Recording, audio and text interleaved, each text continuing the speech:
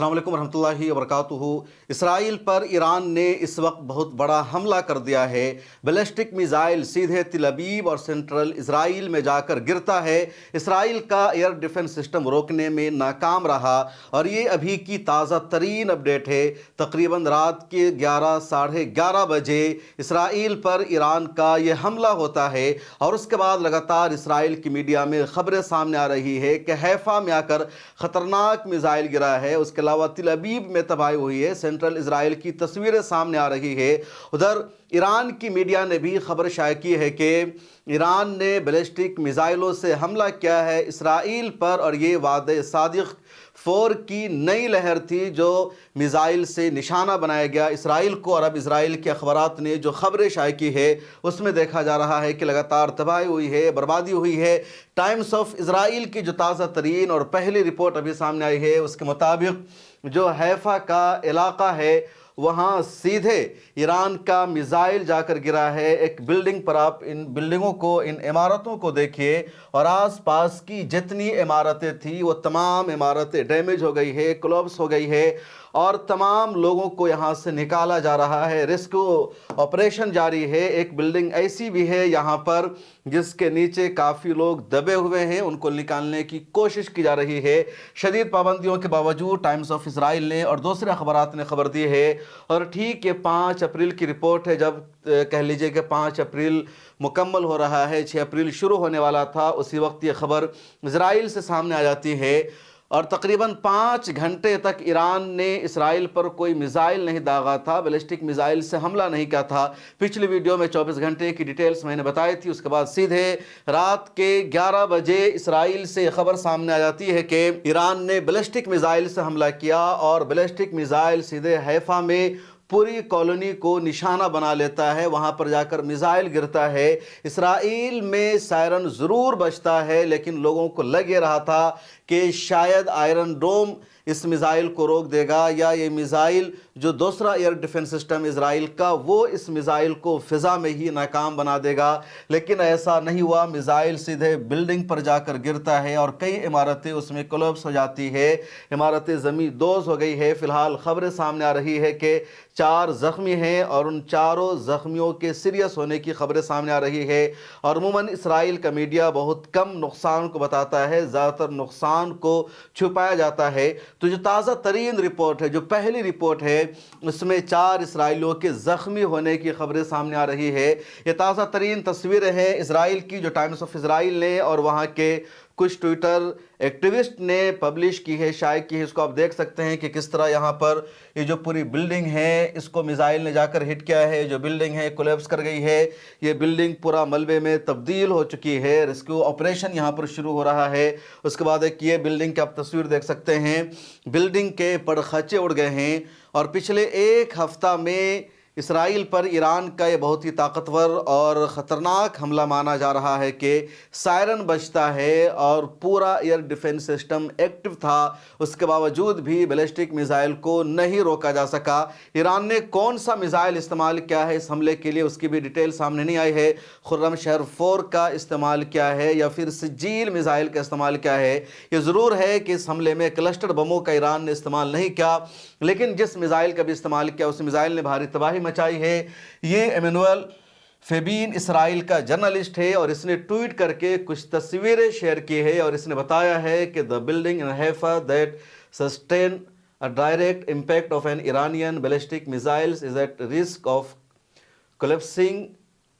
Fire fighters से जो fire fighters है वहाँ पर जो रेस्क्यू ऑपरेशन की टीम है उसका कहना है कि जिस बिल्डिंग पर ईरान का मिसाइल डायरेक्ट आकर के गिरा है, जिस बिल्डिंग को मिसाइल ने हिट किया है, उस बिल्डिंग के गिरने का, कोलैप्स होने का ख़तरा है और नीचे से लोगों को बचाया जा रहा है। अच्छा खासा मलबा पहले गिर चुका है। हैफा में वो इमारत जिस पर ईरानी बैलिस्टिक मिसाइल ने डायरेक्ट हमला किया है गिरने के ख़तरे से 2-4 है, ऐसा फायर फाइटर्स की टीम ने कहा है। फायर एंड रेस्क्यू सर्विस के मुताबिक मौका पर आग भड़क उठी है और इमारत के गिरने का शदीद खदशा है।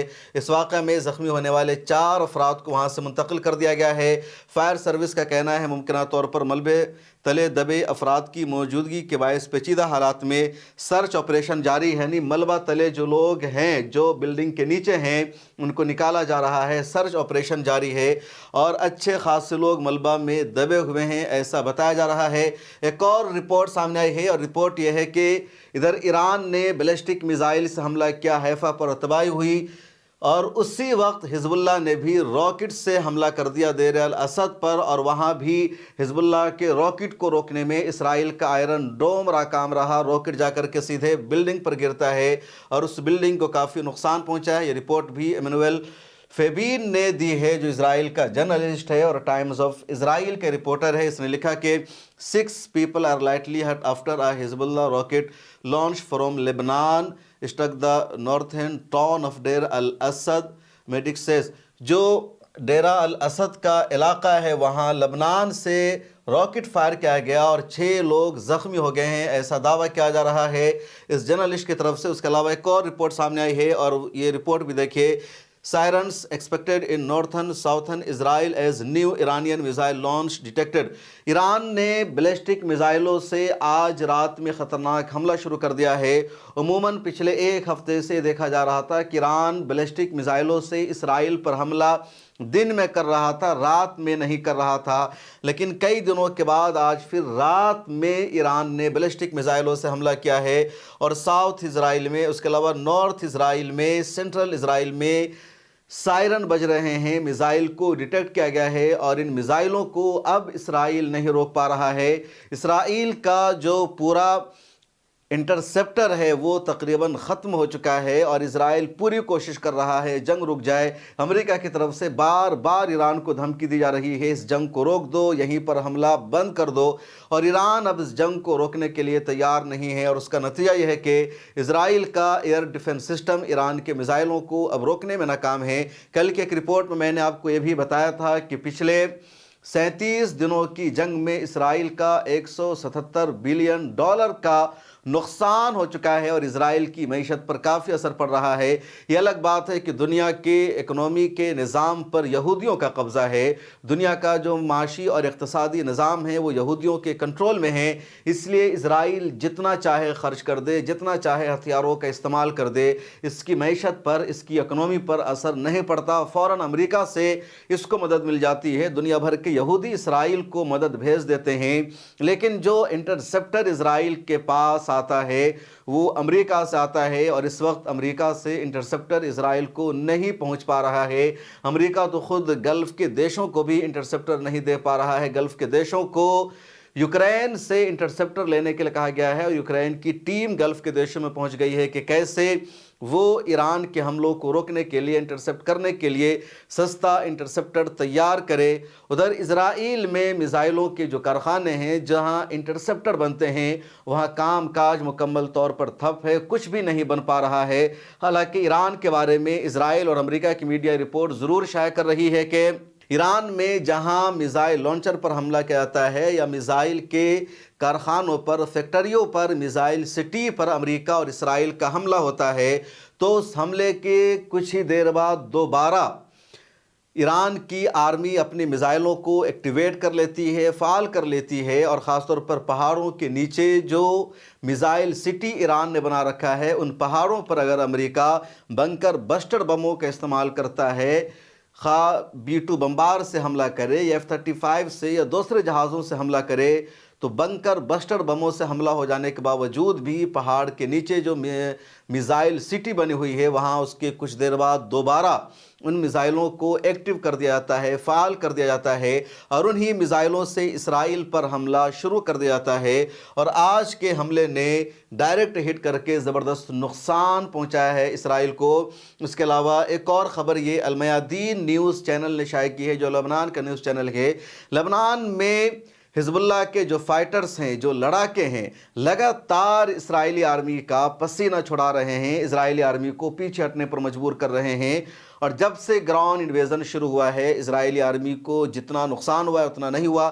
ہاں ایئر اسٹرائک کر کے اسرائیل نے آدھا بیروت تباہ کر دیا ہے, ساؤتھ لبنان کی تمام عمارتوں کو تباہ کر دیا ہے. تقریباً 25 سے 30% جو لبنان کی پاپولیشن ہے, آبادی ہے, وہ مائگریٹ کر چکی ہے, ہجرت کر چکی ہے. لبنان کی جو ٹوٹل آبادی ہے تقریباً 58 لاکھ ہے, اور اس میں نو ڈاؤٹ کہ 15 سے 20 لاکھ کی جو آبادی ہے ادھر سے ادھر منتقل ہو چکی ہے. اس کے باوجود حزب اللہ کے جو لڑاکے ہیں اسرائیلی سینا کے چھکے چھڑا رہے ہیں. اب ٹائم کے حوالے سے اپڈیٹ ہے, جو تازہ ترین اپڈیٹ ابھی کہ وہ یہ کہ 8:15 پر حزب اللہ کے لڑاکوں نے اسرائیلی آرمی کی گاڑیوں پر حملہ کیا, اور یہ انیتا ٹاؤن کے علاقے میں حملہ ہوا. راکٹ سے نشانہ بنایا گیا. رات کے 10 بجے کی تازہ ترین رپورٹ یہ ہے کہ ریزسٹنس گروپ نے یعنی حزب اللہ کے فائٹر نے اسرائیلی سینا پر حملہ کیا ہے ملکیہ کے امرا میں, اور راکٹ سے یہاں پر حملہ کیا گیا. اس کے بعد رات کے 11:50 کی رپورٹ یہ ہے کہ حزب اللہ نے ریزسٹنس گروپ نے اسی جگہ پر دوبارہ اسرائیلی آرمی پر حملہ کیا, اور یہ انیتا ٹاؤن میں بھی حملہ ہوا. اور اس حملے سے اسرائیل کا جو نقصان ہے کافی بڑھتا جا رہا ہے. پچھلے ایک رپورٹ میں نے آپ کو بتایا تھا کہ ایک اسرائیلی سینئر آفیسر کی ہلاکت ہو جاتی ہے لبنان میں, دوسرا شدید زخمی ہو جاتا ہے. اور اسرائیل کا میڈیا لکھتا ہے, IDF کہتی ہے کہ فرینڈلی فائٹ میں اسرائیلی فوجی مارا گیا ہے. اب سوال یہ ہے کہ فرینڈلی فائٹ میں کیسے اسرائیل کی فوجی ماری جاتی ہے؟ دراصل حزب اللہ کے لڑاکے لگاتار گھات میں پھنسا کر اسرائیلی سینا کو مار رہے ہیں. اس کے علاوہ اتوار کے دن 5 اپریل کی صبح کی جو اپڈیٹ ہے اس کو بھی جان لیجئے. دن کے 12 بجے کی خبر یہ ہے کہ ریزسٹنس گروپ نے زریت بریکرز میں حملہ کیا ہے ڈرون سے اسرائیلی آرمی پر. اس کے علاوہ صبح 8:45 کی جو رپورٹ ہے, جو خبر ہے وہ یہ ہے کہ اسرائیلی ملٹری انفراسٹرکچر ان دا یسود ہا مالا settlement were targeted with a rocket barrage کے یسود مالا علاقہ میں جو اسرائیلی ملٹری کی گاڑیاں تھی, اسرائیلی آرمی کا جو پورا انفراسٹرکچر تھا اس پر راکٹ سے حملہ کیا جاتا ہے, اور پورا راکٹ کا بیریج ادھر لانچ کیا جاتا ہے. صبح 9:15 کی رپورٹ یہ ہے کہ کفر سزول کا جو ایریا ہے یہاں پر بھی راکٹ سے حزب اللہ نے اسرائیلی آرمی کو نشانہ بنایا. اس کے بعد 10:30 بجے کی اپڈیٹ یہ ہے کہ اسرائیلی آرمی نے لبنان میں جو قبضہ کرنے کی کوشش کی, لبنان کے کچھ علاقوں کو یہودی اور اسرائیلی فوج نے جو اپنا فوجی چوکی بنا لیا ہے, وہاں پر جو ایویویم کا علاقہ ہے اس پر حزب اللہ نے حملہ کیا ہے. دن کے 11 بجے کی ایک اور اپڈیٹ یہ ہے کہ اسرائیلی military infrastructure in the Maalot Tarshiha settlement were targeted with a rocket barrage کے مالوت ترشیحہ کا جو علاقہ ہے اور یہاں اسرائیلی آرمی جو موجود ہے اس پر بھی حزب اللہ کے لڑاکوں نے حملہ کیا ہے. اس کے علاوہ دن کے 11:35 کی اپڈیٹ یہ ہے کہ Hezbollah fighters targeted the Meron base of surveillance and aerial operations management in northern occupied Palestine with a rocket barrage, جو نارتھ اسرائیل کا علاقہ ہے اور ساؤتھ لبنان سے ملا ہوا ہے. تو اسرائیل کی سرزمین کے اندر ہی حزب اللہ نے اسرائیلی آرمی پر حملہ کیا ہے, اور حزب اللہ کے حملوں نے لگاتار اسرائیل کو پریشان کر رکھا ہے. یہ جو آپ تصویر دیکھ رہے ہیں یہ پوری میزائل کی تصویر ہے. پچھلی ویڈیو میں اس خبر کا میں نے تذکرہ کیا تھا کہ اسرائیل کے سمندر میں اسرائیل کا ایک وار شپ کھڑا تھا, جنگی جہاز لنگر انداز تھا, اور لبنان کے ساحل سے 120-30 کلومیٹر کے فاصلے پر وہ جہاز لنگر انداز تھا, اور وہاں اسی میزائل سے حزب اللہ نے حملہ کر دیا اس جہاز پر. اور اس میزائل پر باضابطہ حزب اللہ کے سابق سیکریٹری جنرل شہید حسن نصر اللہ کی تصویر لگائی گئی.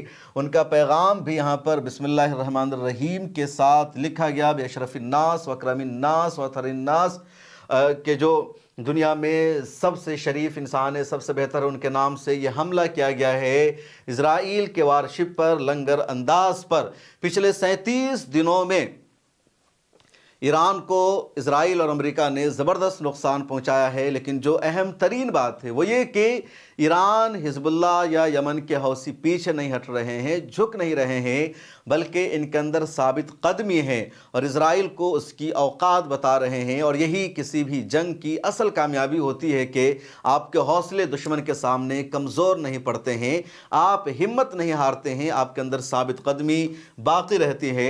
और अगर आप अभी तक इस वीडियो को देख रहे हैं तो आगे आपसे गुजारिश है कि हमारी सब्सक्रिप्शन ले लीजिए। ये मिल्ला टाइम्स का QR कोड है, जैसे आप इसका स्क्रीनशॉट लेकर के इसे स्कैन करेंगे या डिस्क्रिप्शन में भी हमारा लिंक मौजूद है तो मिल्ला टाइम्स की वेबसाइट खुलेगी और वेबसाइट पर हमारा बहुत ही कम अमाउंट का प्लान है, 99 का, 299 का। तो इसमें से कोई भी एक प्लान ले लीजिए ताकि आप मिल्ला टाइम्स के परमानेंट मेंबर्स बन सके, सब्सक्राइबर्स बन सके। और ये हमें चाहिए मिल्ला टाइम्स के अंग्रेज़ी डेस्क को रन करने के लिए।